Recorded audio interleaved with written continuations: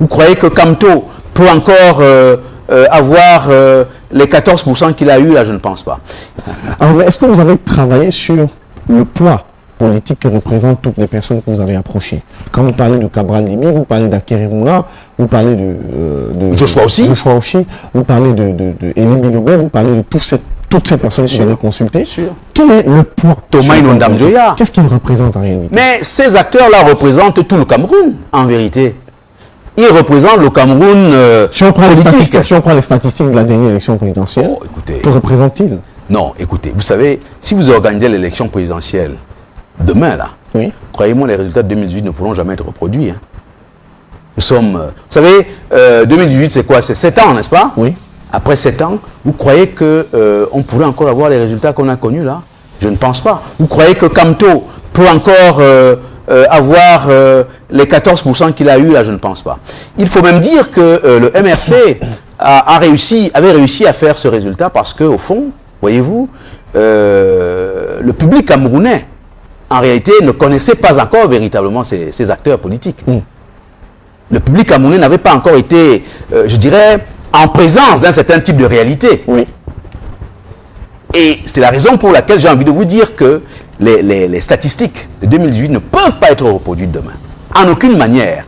Ce qui, pour moi, fonde véritablement le poids politique de notre plateforme, c'est que nous ne sommes pas un, nous sommes un collectif. C'est comme dans le cas d'une équipe de football. Voyez-vous, ce n'est pas un seul joueur qui doit faire la force d'une équipe.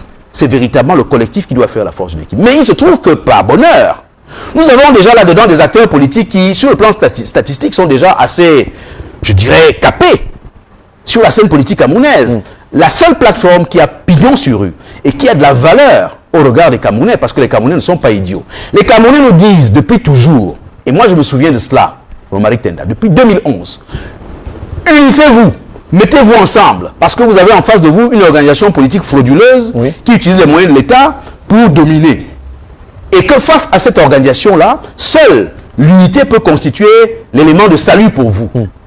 Enfin, nous donnons au peuple du Cameroun cette opportunité historique de l'unité, de la mise en commun, en convergence des forces. Et nous invitons d'ailleurs tous les autres acteurs à rejoindre l'ATP pour le bien des Camerounais, vraiment pour la gouverne de nos concitoyens. Je comprends d'ailleurs pas cette obsession que les journalistes ont à parler de l'APC qui n'existe pas. L'APC n'existe pas. Du tout, pas du tout. Non, elle n'existe pas. C'est juste quelque chose de lilliputien qui n'a strictement aucune valeur, aucune existence. Vous estimez que l'APC c'est une coquille vide? Elle est vide, il n'y a juste rien là-dedans. D'ailleurs, je ne sais même pas pourquoi vous en parlez avec insistance. L'expérience de 2018 est une expérience qui ne pourra plus... Les chiffres de 2018 ne peuvent plus être retrouvés demain. Plus jamais. En aucune manière. Pourquoi? Parce que le peuple du Cameroun, du nord au sud et de l'est à l'ouest, veut quoi? Il veut des gens qui sont unis. Et qui sont massivement unis. Nous avons eu des réunions sur des mois avec Akeremouna, qui nous avons été en Afrique du Sud pour discuter de ces questions-là. Vous savez? Et donc, il refuse de signer le manifeste de la transition. Lui, il est même quelque part honnête, parce qu'il a compris que c'était une modalité qui peut-être ne l'arrangeait pas. Il n'a pas signé le manifeste et il est parti. Par la suite, vous avez signalé Dieu Kamtiameni, qui s'est montré extrêmement réfractaire à l'idée même d'aller à ce que nous avons appelé une primaire. Les gars ont estimé que il n'était pas bon de faire ça. Et qu'il fallait juste se contenter d'une modalité sous la table, où, un peu comme en 2004, où les gens allaient payer les uns, donner un peu d'argent aux uns aux autres pour que le choix se porte sur eux. Alors que nous leur disions que, allons à Vision 4, allons à Canal 2, allons à STV, que nos idées soient exposées et que les Camerounais les voient et les entendent. Et que les Camerounais fassent le choix de celui qui leur semblerait être le meilleur. Voilà le facteur de divergence et de discordance.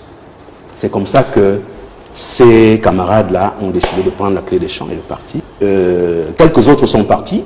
Nkou Vondor, mon ami, s'est également investi à aller soutenir finalement la plateforme d'Akeremouna, alors que lui est même allé jusqu'à signer le manifeste.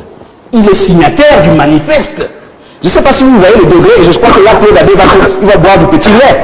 C'est son ami. mais là, ce n'est pas de la traîtrise, c'est de la félonie. Ça s'appelle en langage simple de la félonie. L'esprit Fingon, pour parler comme au quartier, habite l'essentiel de la classe politique du Cameroun. Et le mal camerounais se trouve dans cet esprit-là.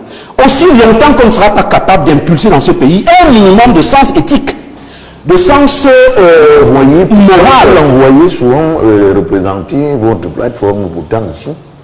Mais voyez-vous, oui, voilà quelqu'un qui a représenté souvent la plateforme. Mais je vous assure, professeur de droit, par ailleurs, collègue, qui signe signature. Il part du jour au lendemain, sans même vous notifier de quoi que ce soit. Vous apprenez seulement qu'il est déjà... Pourquoi est-ce qu'il y va? Il y va parce que Akere Mouna lui a proposé un peu d'argent pour obtenir son yango, pour parler comme Mathias Ouni. Qui a plusieurs... Il n'y a pas une opposition unique. Dans l'opposition, vous avez des acteurs qui sont infiniment plus proches du régime RDPC que d'autres acteurs de l'opposition. Il y a une véritable diversité de conceptions politiques. Et donc, à partir de ce moment-là, vous voyez toute la difficulté qu'il peut y avoir à agréger tout ce monde-là. C'est ce que j'avais tenté de faire, vraiment peut-être très naïvement, en janvier 2024, quand je lançais l'initiative ATP. C'était vraiment une affaire de très large ouverture, où tout le monde aurait pu... Mais si des gens ne sont pas capables de se soumettre à un process de choix d'un candidat qui soit le plus propre possible, qui s'appelle une primaire ouverte, alors, si ça veut dire que vous ne pouvez, en réalité, il n'y a pas grand-chose à en tirer. On va tenter de vous dire que bon, prenez encore du temps, prenez encore... Comment tu peux aussi regarder une vidéo sans t'abonner? Abonne-toi! Surtout clique sur la cloche de notification. Ça, c'est la page de Buzz. Si tu veux être au courant des buzz et toutes les actualités au 237, abonne-toi et clique sur la cloche de notification. Partage aussi pour m'encourager. Surtout, si tu as quelque chose à dire, papa, lâche un commentaire.